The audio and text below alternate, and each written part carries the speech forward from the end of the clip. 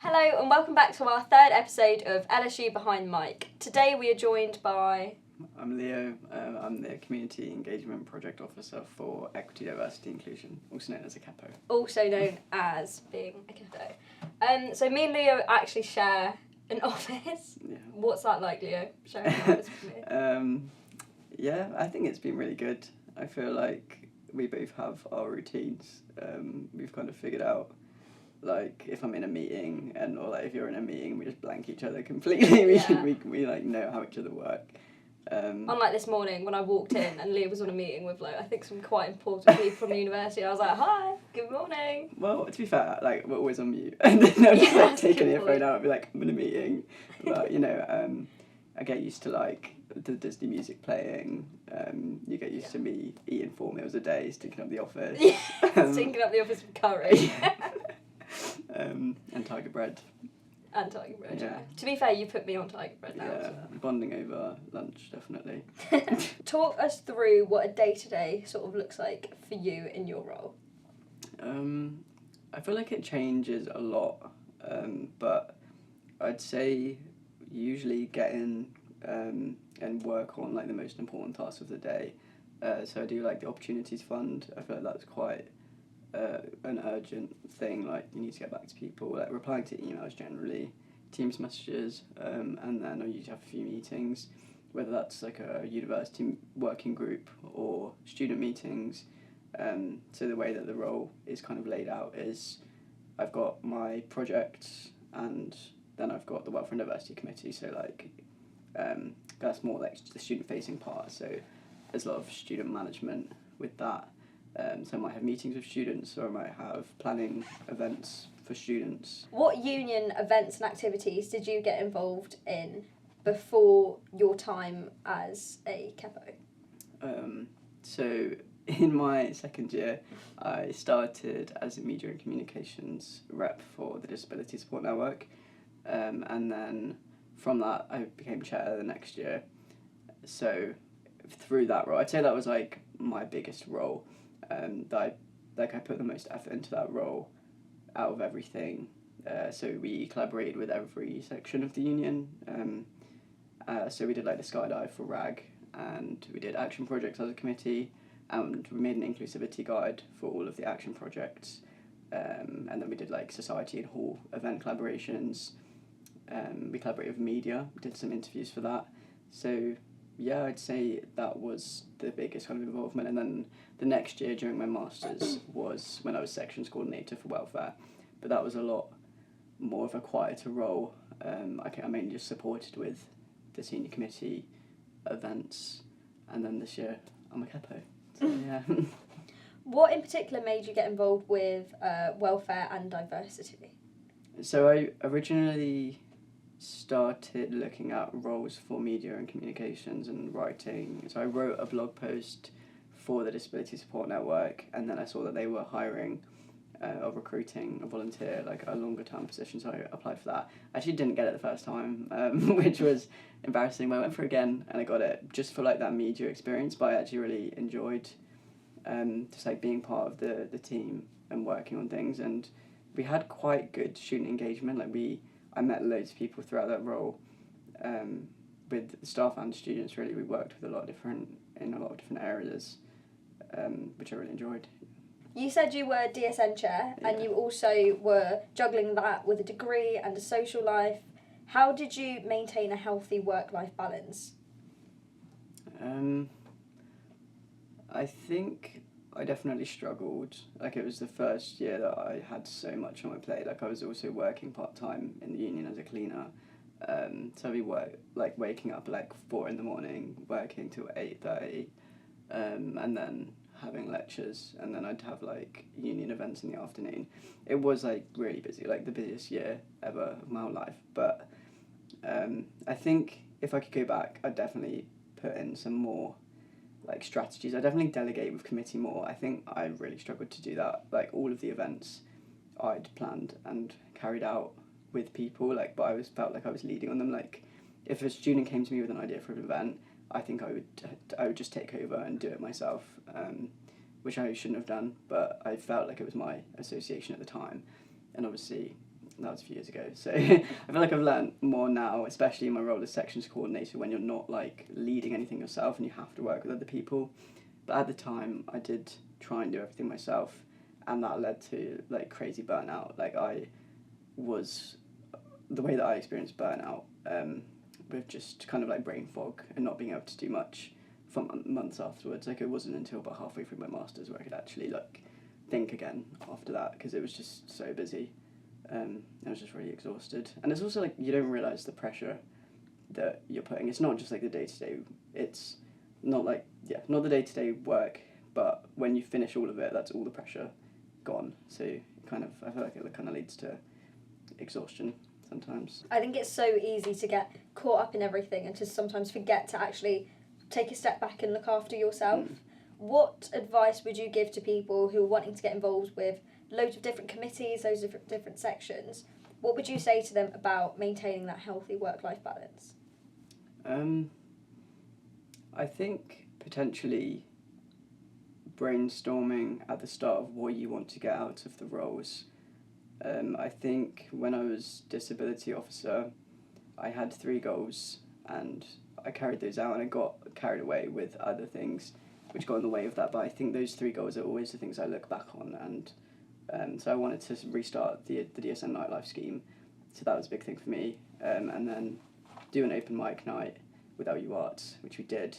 And I think the third one was the skydive, or the skydive challenges, which was a whole big thing. But if I had to stayed within that, or maybe thought of different goals, but just stayed on track and reviewed those goals rather than getting sidetracked with things that I should have been delegating, then that maybe would have been better. But there's also other strategies. I feel like a lot of general like mental health and well-being tips would have helped getting involved with more kind of relaxing activities. Like I know I had friends, especially in societies, like who would just kind of be part of a band or something, and that was their union activity, and it was something kind of fun and that used a skill, and that was their way of relaxing. Whereas I didn't choose something which helped me relax. I chose something to push myself. But all 3 areas of the degree, the job and the volunteering, were all things that were like pushing me. So maybe just having a variety in what you're getting involved with might be useful to some people. You spoke about writing out your goals, so you clearly have an understanding about the things that you want to achieve by the end of your year. What would you say that you've personally gained throughout your time on these committees as a student? I gained the majority of the skills that I go into like interviews with, I'd say, throughout volunteering roles. A lot of management, a lot of admin experience, and also just soft skills of kind of talking to people, and trying to organise things, knowing the types of things that might be useful, not just for students, but things that would be applicable in other areas of life and jobs. You get a lot of like learning opportunities through being a volunteer. I think we were offered like mental health first aid training, a lot of other training courses, food hygiene, and all of that is on my CV, and I speak about it in interviews and if I'm talking to people about my job now. And it also, I feel like it helped me get this job, which will then help me get other jobs, I feel. Moving on from Leo as a student, we're now on to the CAPO recruitment stage. Right. What was that like? What made you want to go for the project officer role? And how was the whole process of writing up your application and then going through the interview and then the group task? What was that like? Yeah, so I saw the job descriptions released on the website, and it just sounded like a bit me, It was like work for university committee, which had already been in for like 3 years. A lot of like admin, which, I love a spreadsheet. A lot of different projects as well, like the EDI projects really interested me, things like sustainability, interfaith. I had a lot of ideas. And also, I think because I'd been in welfare for a few years, I'd seen how it ran in different years, and I liked things from previous years or the current year that I felt like I could kind of bring forward. And it was like all things I was passionate about. And then, so I wrote on my application, and then we had to do the group task, and we were in the same group. Yes, we were in the same group. I remember because I walked into the student hub because the only thing really union-wise that I got involved with was LSU Media. So I walked in and you walked in and I was like, I swear I recognise this dude. So it turns out that Leo came in with a group for his master's project and they needed to use the radio for something. So I helped them with that. And that's how it sort of made me feel comfortable that I knew like someone properly. Well, I say properly, I don't even know how I knew you. But like everyone was kind of like stood in groups, and I just walked in late because I didn't know where I was going, and then I was like, familiar face. So I feel like that worked out pretty well, and we kind of stuck together through. Yeah, we were also put in the same group for our group task. That's crazy looking back actually, because I remember when we were walking across the balcony as well. We were together then. And then we got put in the same office. That is quite insane how that just happened. Yeah. And with Erica, who also got a job. So, we all bonded clearly in that group interview. But it was basically, we had to like redesign the LSU logo, didn't we? Yeah, I'm terrible with art. Yeah, we made someone else do the drawings. Yeah, because I feel like our actual logo itself wasn't... Considering 3 of us got the job, that was poor. Yeah. That was really poor. The logo wasn't great, but I think it was about really gaining an understanding of what LSU's values were, because I think that always helps when going into an interview for a company, looking up the values before, because I made sure to align each of the different points with at least one of the LSU values. I think that was quite helpful. Yeah, I think also like the way we worked as a team. I feel like everyone just kept being like, don't mean to be talking this much, but like, and we'd present an idea. I feel like we all kind of tried to help each other get all of the ideas out. It wasn't terrible. Like, I feel like it was a really doable task. We did have to present, which I wasn't expecting. I probably should have done, but that was fine. It was in a group of maybe like 20, 25 people maybe. So it was manageable. And I'd say that all the skills that we used in that were applicable to the job. And we also had our interviews. I think my interview was after the group task. Oh, was it? Yeah. Okay. So I like just got thrown into that and then had my interview. It was just like a panel of 4 people. So it was the old exec and 3 of the managers. Yes. So each of our current line managers were on the panel. Yeah. Why didn't I realise that? So they each asked like 2 questions maybe and just answered them. It was so short. I remember coming out and I was like, it's been 10 minutes. So that was stressful. I was like, I should have said more. I also didn't take in any notes. So I also didn't. Yeah, I heard some people did, and some people were also wearing suits, and I was in a shirt, like I wasn't really dressed up, so I don't know, but we're here now, so it kind of gone that badly. Yeah, we must have done something right. Yeah. What do you think helped you get into the job? I think I had a lot of volunteering experience, and I knew a lot of the people in the panel, like I'd worked with them. So like Gabby was on the panel, she's my manager now, and she has always been an EDI, so like I'd gone to her for loads for like 3 years.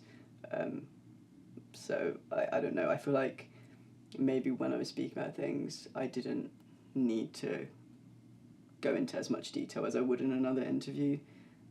So I'd say things like the open mic, and they'd know what I was talking about.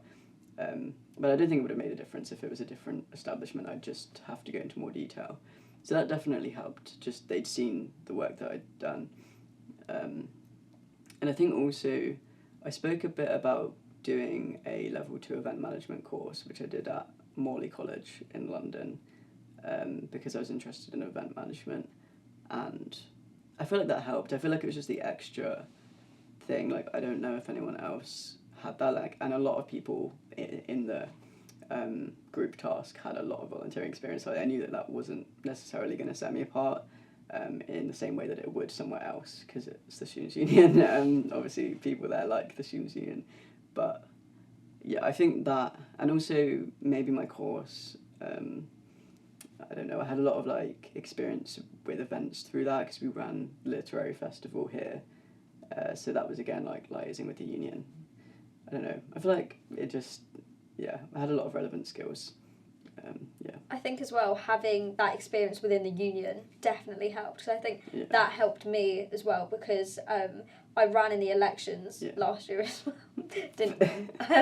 But I ran in the elections as well, and it broadened my understanding of how the union worked. Yeah. So that, on top of my LSU media experience, was really helpful, and I think that's what also helped me get the job. But I think as well with things like this, it's not all about how much experience you've got or who's got the most on their CV. I think a lot of it is about the skills that you gained from the tasks that you did and how you can apply that in your everyday life, and also just sort of showing that you care.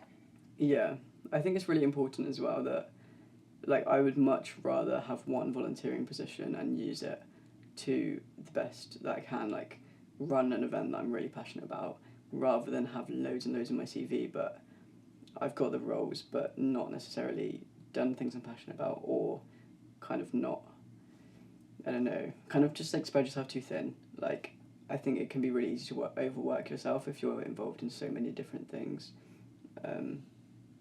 And I definitely did that in like my master's year. I was like course rep for everything, and like I was doing like a media internship. There's just a lot going on. I feel like that year wasn't as successful as a year that was more concentrated. That brings me on to the fact that you started your Kepo job whilst doing a master's, because I remember going into the office, and sometimes you would have been there from like 7:30 a.m. or 8 a.m. sat there doing your masters. Then when it hit about 9 o'clock, 9:30, you'd then move on to your actual Kepo work. Yeah. And then at the end of the day after that, you'd be off to Costa. Yeah. And then you'd be doing your masters again. Yeah, so I do 8 a.m. till 10 on my masters, get all the work done for the day, and like, I think it was summer, so the students weren't here, so I did have less work to do. Or maybe not less work, but less like obligation to be in the building, because I don't know, I just found that if I could leave at like 4 or 5 and then go to the library, it's just a nice like change of scenery. I didn't have to stay for any meetings or anything. So yeah, I do that, and then weekends would just be like Costa, coffee shops. The library wasn't open over summer on the weekends, which was really difficult. But yeah, it was a lot, and it was stressful. But I finished the dissertation, and it's over. So yeah, I think I did actually really manage to have work boundaries then, because I didn't really have a choice. Like, I had to set these boundaries, so because I knew that if I didn't, I'd be super burnt out, and I didn't have time to be burnt out, because I knew that this job would ramp up as soon as the dissertation ended, which was in September. So, yeah. What have you learned from that whole experience of having to juggle so many things? It's possible. I think I was a bit scared that if I managed to complete the masters and the full-time job and still got the grade I wanted, then I would just think that I was like invincible and do it again and do a PhD alongside a full-time job. But I think it taught me that I can't, even though I did get the grade I wanted, because it wasn't maintainable. And it also just wasn't like fun. Like, I feel like it was really hard seeing other people have a really nice summer, and I was like, I need to go lock in this weekend. So yeah, it definitely taught me to just be mindful of what you're signing yourself up to. Have you been enjoying your role so far, Leo? Yeah. I feel like I was doing a lot of kind of the background work, but recently it's been coming to life a bit more. Like, the events that we've been planning have happened, which has been really good to see. Yeah. That's good. So it's evident that you've obviously gained quite a lot from your role already. Yeah. Are there other things that you're looking forward to doing? I feel like just coming back next year after the break, it will be really good to start kind of planning things. We've already had a few things mentioned here and there, like fundraisers. It's LGBT History Month, and then it's International Women's Week. There's just a lot, I feel, coming up in the new year, and a lot of our student groups are already planning big campaigns and events. So yeah, I look forward to seeing what they're doing. Yeah. Okay, brilliant. Well, thank you so much for coming on today, Leo. It was really good Thanks. having a chat. Thanks for having me. Thank you. All right.